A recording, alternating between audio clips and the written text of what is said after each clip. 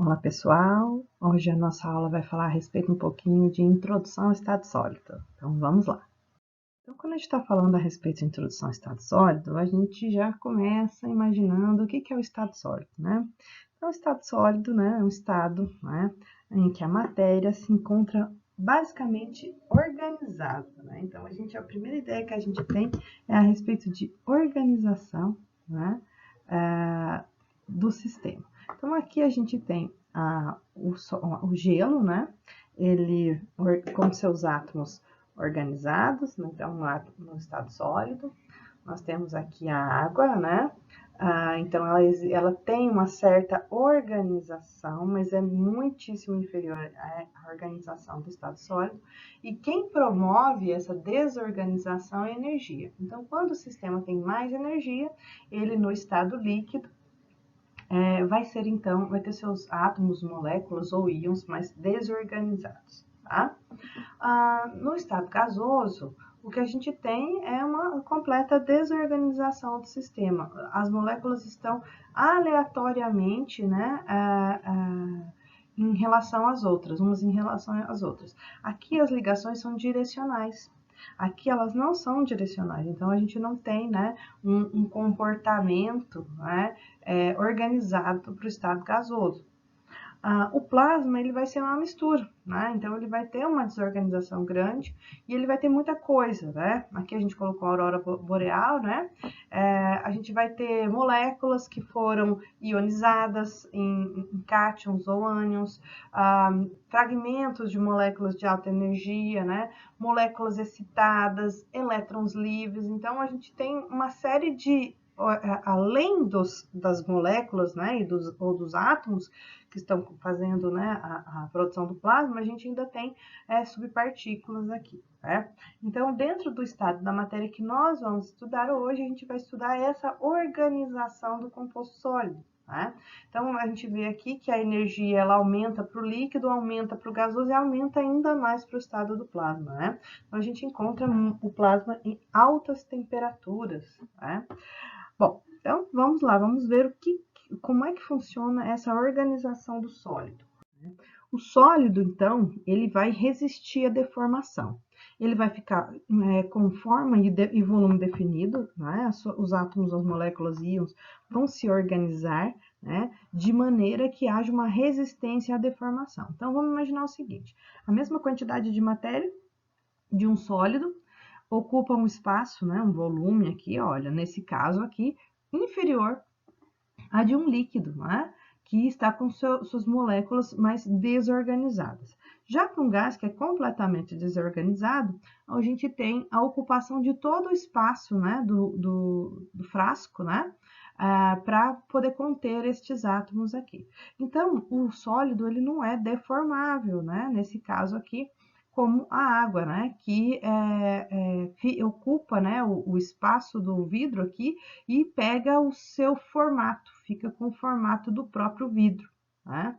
Então, se a gente colocasse um frasco torto, o vidro continuaria ali com seu formato rígido e a água no seu interior, por exemplo, ficaria com um formato que o frasco de vidro tivesse. Né? Então, o sólido, né, é um estado da matéria. Né? E as suas características vai ser volume e forma definidos. E ele vai ser, então, resistente à deformação. Tá? Então, essa ideia é de que os sólidos e os átomos estão próximos, de maneira que ele fique rígido. A gente fala rígido entre aspas, né? Porque existem sólidos mais duros e sólidos mais macios. Então, essa organização dos sólidos, né, faz com que elas sejam, né, as partículas ali dentro do sólido, causem, então, a formação de um arranjo que a gente chama de incompressível. Então, vamos imaginar o seguinte, a gente vai tentar agrupar mais, mas os átomos já estão muito organizados e muito agrupados, então a gente não consegue. Já a gente pega aqui o gás dentro de um frasco, né, com um pistão, a gente pode comprimir, até que ele passe do estado gasoso para o estado líquido. Tá? Então, tem como comprimir um gás, né, mas não tem como comprimir um sólido, ok? A ideia geral, né, de sólidos, das propriedades do sólido, é que os sólidos são substâncias mais rígidas do que os líquidos e os gases.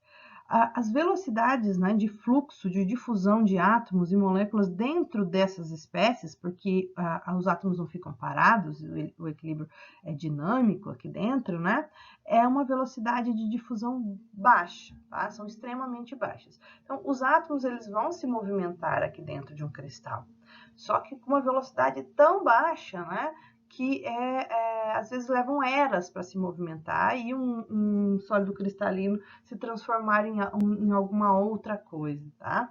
Então, uma das características mais notáveis, lindas e maravilhosas dos sólidos, né, é a capacidade de formar cristais. Então, aqui eu coloquei um quartzo, uma ametista e esse aqui eu não lembro o que é, mas é de cobalto, tá? Bom, pessoal, algumas características importantes dos sólidos é a densidade, né? Dependendo do jeito que os átomos estão organizados, vai acontecer a densidade de cada um dos compostos. Se nós estamos falando de compostos sólidos metálicos, se nós estamos falando de compostos com forças intermoleculares, do tipo dipolo, né? Se a gente está falando do tipo de sólido, do tipo de forças atrativas, né, entre as unidades desse sólido, a gente vai ter, então, diferentes densidades para os sólidos de uma maneira geral. Então, a densidade vai depender do quê? De como os átomos estão unidos. E para que a gente saiba como esses átomos estão unidos, a gente precisa de conhecer as forças que unem, né, os átomos, as moléculas, para formar um sólido. Né?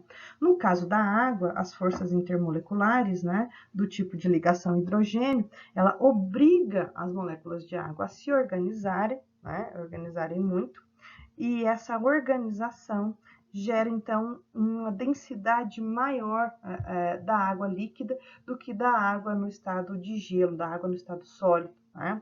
Então, o gelo tem densidade inferior, por isso os icebergs boiam, né? Mas não é tão maior assim, que ele não fica totalmente fora da água, não fica sobre a água. Ele fica uma parte sobre a água e uma parte abaixo da água, né? Então, essa densidade, né, da água de 1 grama por centímetro cúbico a 4 graus, que então é a maior densidade, que é o jeito que a água pode ficar líquida, mas mais empacotada, né? Abaixo disso ela começa a fundir, né, formar o gelo mesmo, né? Então, a gente tem essa densidade tão baixa da água devido a forças intermoleculares do tipo ligação hidrogênio.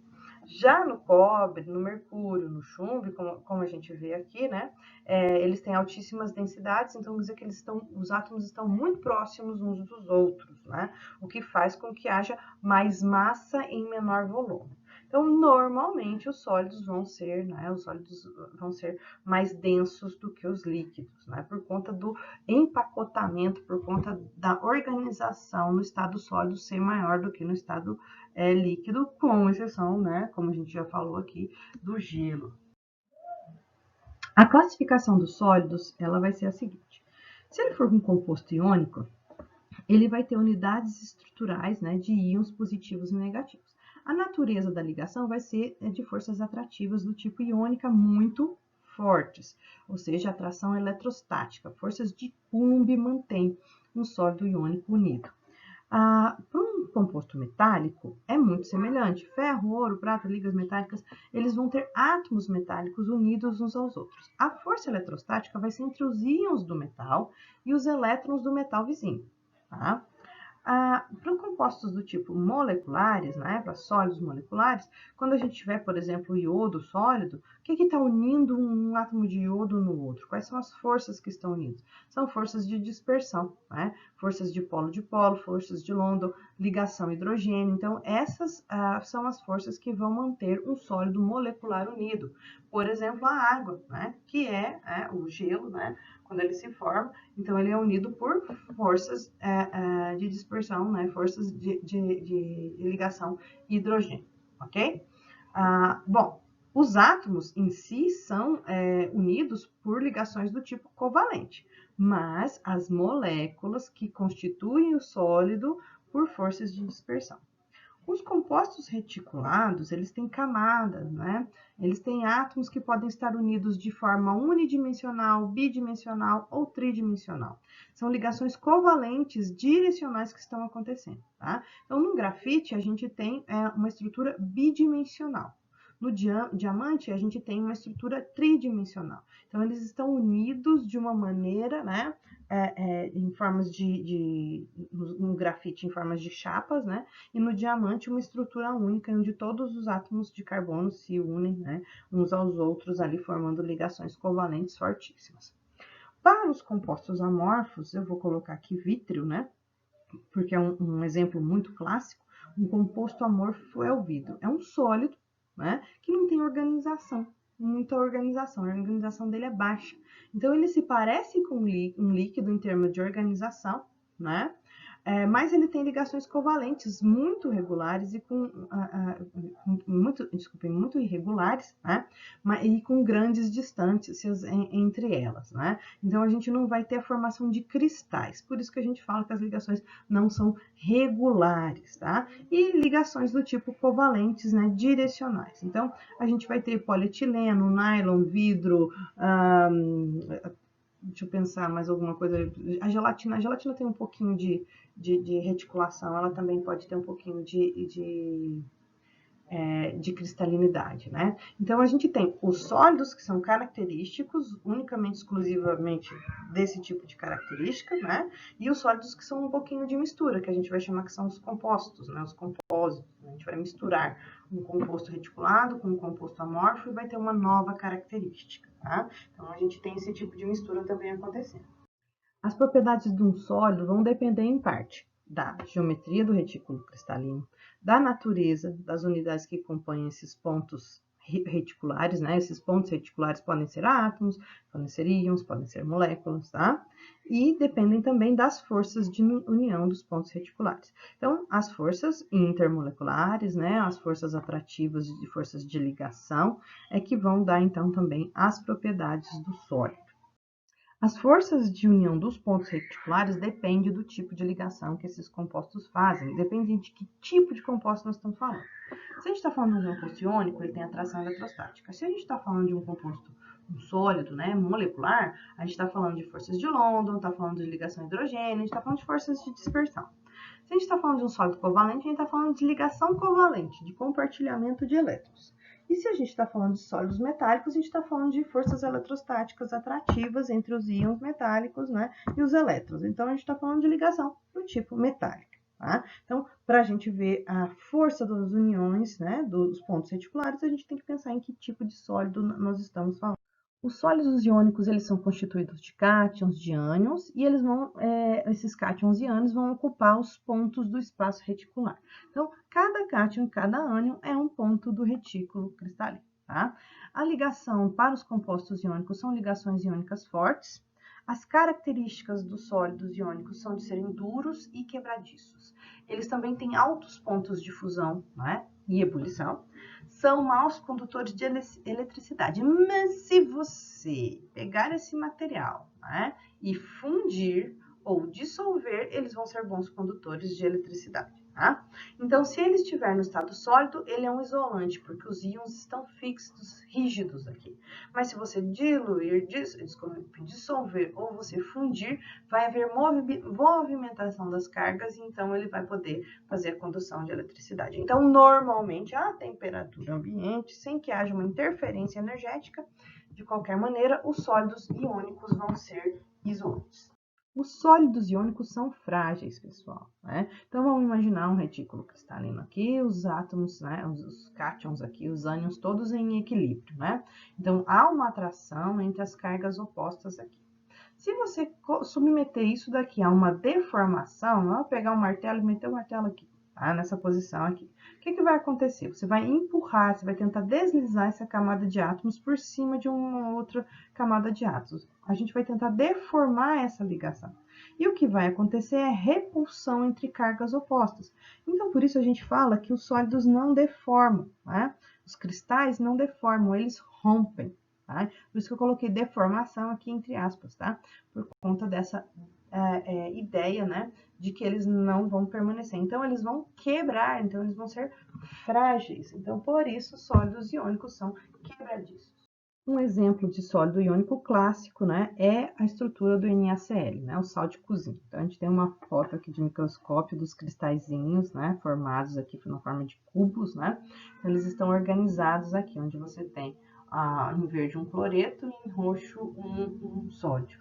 Então, cloreto, sódio, sódio, cloreto. Então, você vai ter uma repetição, né, ao longo, né, da cadeia, né, ao longo dessa rede, né, de cátions e ânions, essa repetição desses átomos. Né? Então, por isso que a gente fala que a estrutura de um sal de cozinha não é uma molécula realmente, né? Ela é, então, a junção de cátions e ânions, então ele é um composto iônico, né?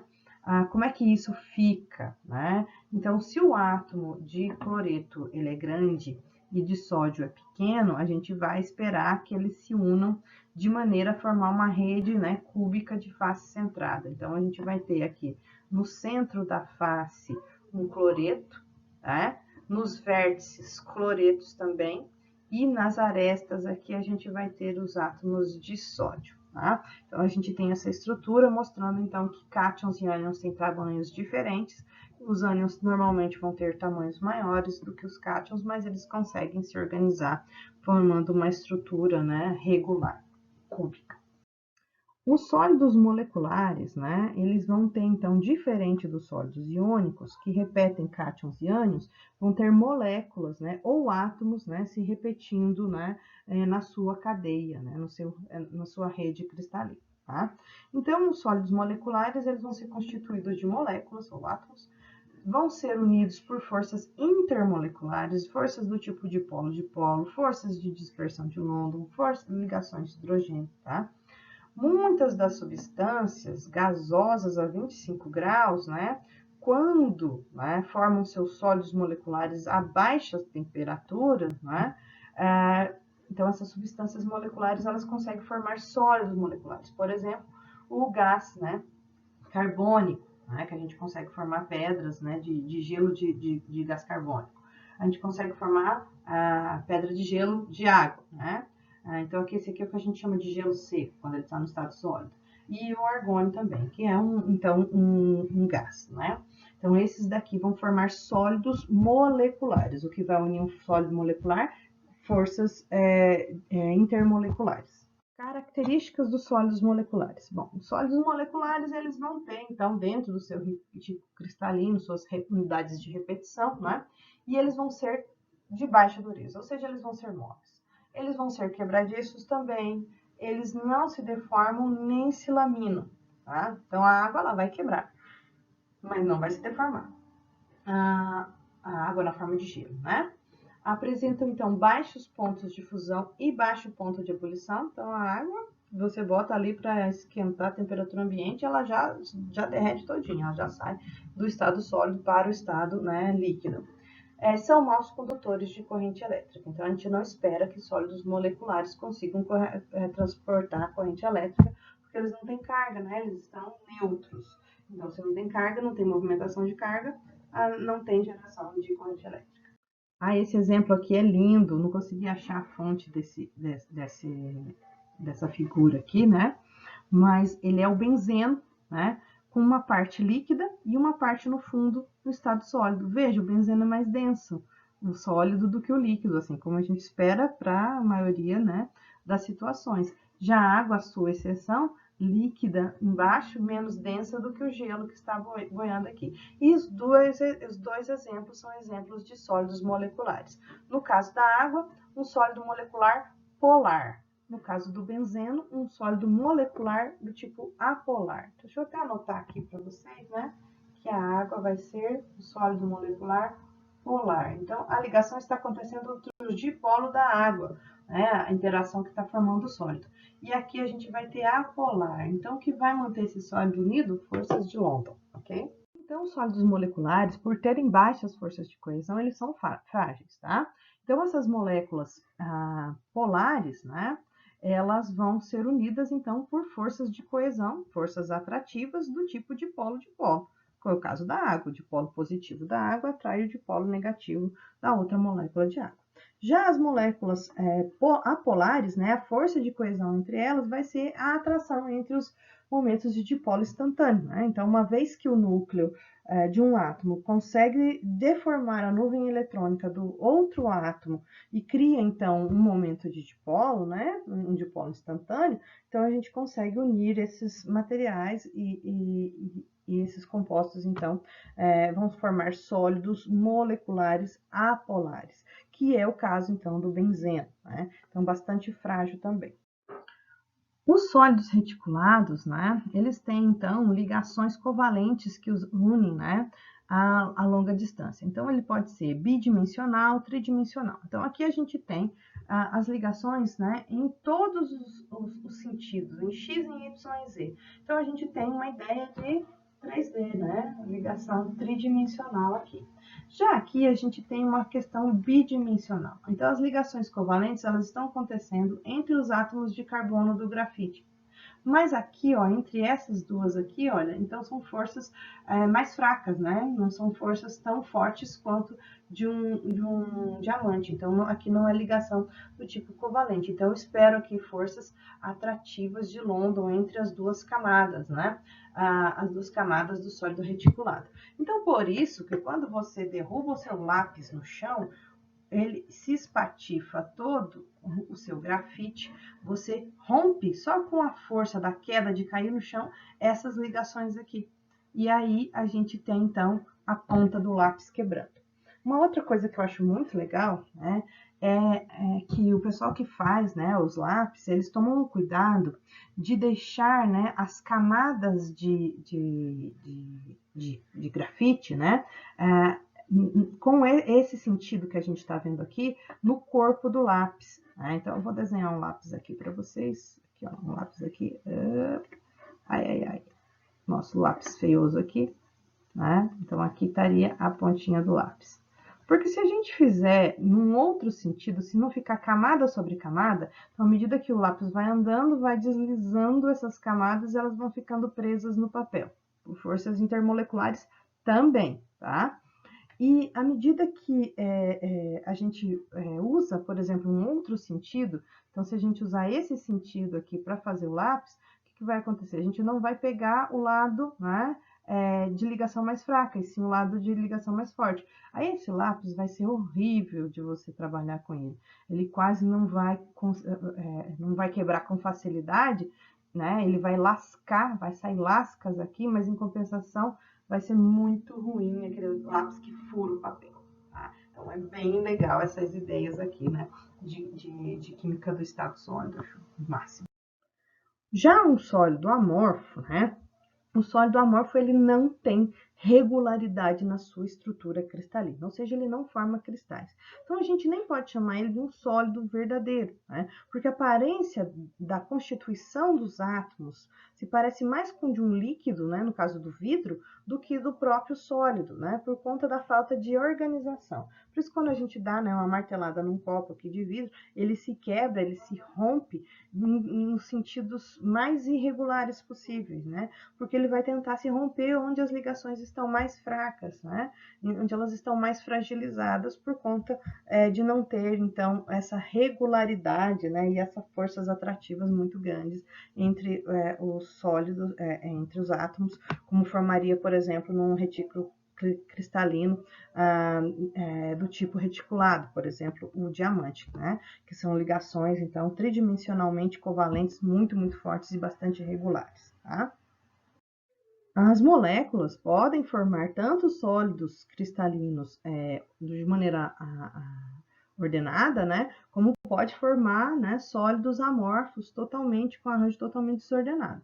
Um exemplo é a sílica. A sílica você consegue cristais de quartzo lindos, né, com organização entre os átomos, e consegue o vidro, né, que é um sólido sem organização muito grande, né? A organização desses átomos ela está de maneira aleatória, mas eles acabam se solidificando, né? Então, apesar de ser um sólido amorfo, é um sólido, né? E com características de líquido por conta da sua desorganização entre os átomos que o constituem. E existem os sólidos cristalinos. Esses sólidos cristalinos podem ter características de vários tipos de sólidos, né? Mas o que importa para ser um sólido cristalino é o ordenamento dos átomos e das moléculas que o constituem. Tá? Esse ordenamento ele vai ser tridimensional, então a gente vai ter os átomos organizados, né, nas dimensões atômicas, né? E isso é uma exclusividade dos cristais. Tá? Então, somente, né, organização a nível atômico nos propicia a formação de sólidos do tipo cristalino. Sólidos iônicos, covalentes, moleculares ou metálicos podem formar sólidos cristalinos, desde que haja organização dos átomos, né? Os arranjos bem definidos. E isso dá características específicas, né, de composto. Então, a gente consegue dizer a identidade de um composto, né, utilizando a cristalinidade dele, porque ela é exclusiva, né? Então, é a identidade de cada um dos sólidos, né? É a cristalinidade dele. Então, os sólidos eles vão ter, né, superfícies planas, vão ter faces e vão ter ângulos bem definidos entre si. E as unidades de repetição deles, né, para formar a rede cristalina, a gente vai estudar na nossa próxima aula. Então, a gente chega no final da nossa aula e eu gostaria de que vocês fizessem esses exercícios aqui, tá? Para a gente corrigir na nossa próxima aula. Então, até mais, um abração para todos.